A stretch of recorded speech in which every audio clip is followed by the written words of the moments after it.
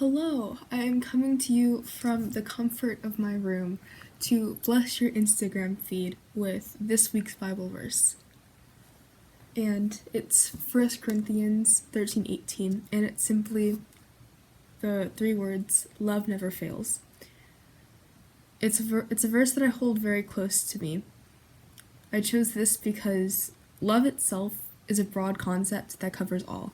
It never fails to really give us hope or passion, motivation, or irrevocable attachment that leaves an overall effect on us.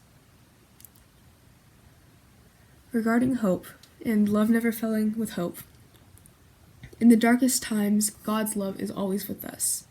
It's a constant, steady beam of light and support. It's a light that guides us through our darkest points in our lives. He has a plan for us. He loves us, and his plan is something he has utter control over. In the end, his love is what causes, us. His plan for us, mapped out so delicately because of his love, brings us through highs and lows, testing our faith. When our path has become full of obstacles and hopeless darkness, he is the lamp that guides our feet back to the main road, the main path of our own lives. All things happen for a reason in the grand scheme of things, and God's love is a constant beam of support through it all. And not only his love, but our love for other people and other things are what carry us through the hardest times. Like the love of our friends and the love of the people who care for us, they are the reasons that we are holding on. Even if they are our last reasons, we're holding on because of them.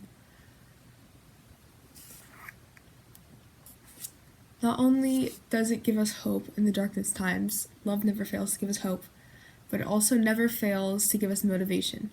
Love and passion are what give us motivation. In all things we do, be it something we adore or something we don't want to do but feel the need to succeed in anyways, love is always present. It's our will to continue on, to improve. Our love for things is what draws us to them again and again. Without our passion for things, we would be lost with no outlet and no depth to us at all, because our love for things and the things that we adore are all what makes us unique in our own ways. For example, I love ice skating, but my will to skate is sometimes suppressed because people are better than me.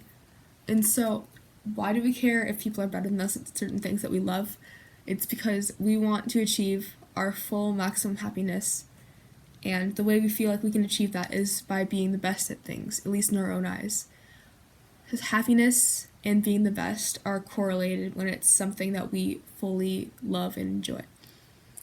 But in the end, love is also what brings us back to this sport, or brings us back to the thing that we love, despite everything else.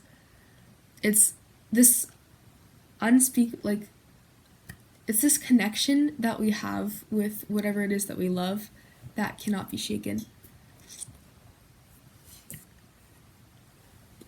I tell myself that the fact that people are better than me, it doesn't matter, because at the end of the day, the passion that I have is what drives me to continue. I tell myself that while I may not be the best, I want to succeed more than anything, and that is what drives me to strive for perfection. Love is what picks us up whenever we fall, and it's our drive to perform better and get the best for perfection. Love is what picks us up whenever we fall, and it's our drive to perform better and get the best out of what it is that we do adore. And finally, love, at least for me, it's most important and never fails with attachment. Attachment to other people or other things, or overall love. It's what gives us emotion. The people we love essentially are what I'm talking about. We are forever attached to those we love. Perhaps in some cases, the love we felt for one person or one thing it's not as strong as it may have used to be. But even still, why can't we get that certain thing off of our minds? We can't.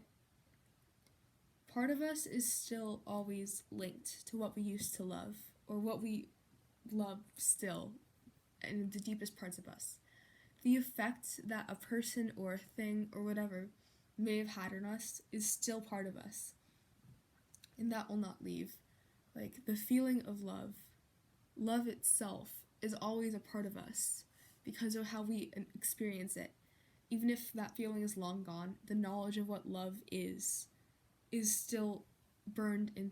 It's like still burned inside of us. We still can access it, I guess. Like it's just a part of us. Also, what we learn from whatever it is that we did love or do love, it's what remains a part of us. Every decision we make, either selfishly or selflessly, is driven out of love. It's what gives us emotion as well. Love fuels grief, or honestly, grief can also be described as love after loss. You lose something that you love, which is why you're feeling the pain and the sadness and the bitter remorse that you do when you're grieving. It doesn't fail to ever bring us emotion and provide us with more layers as a complex person. What we love is what makes us who we are. It never stops existing, never vanishes, and never takes away the effect it has on us. Love is really it. Oh God, what am I saying? Love, with its attachment, it's what makes us who we are. The things that we love, the people we love, the way we see the world because of what we love, it is what makes us who we are. Love never fails to make us unique. It never fails to give us hope. It never fails to give us motivation. It never fails with its attachment that we have to things. And that is why love never fails, especially God's love. God's love has remained with us despite the sins that all of us may create, or like all what's the word? all of the sins that we do every single day. He loves us regardless. And in the end, he is he is buried inside of us. He is in our hearts, and his love is what fuels us to continue every single day. So, love never fails. This is a horrible, horrible, horrible 8 minutes. Oh my God, it's 8 minutes now. Anyways, yes, enjoy the rest of your day. Thank you for listening, if any of you actually listened.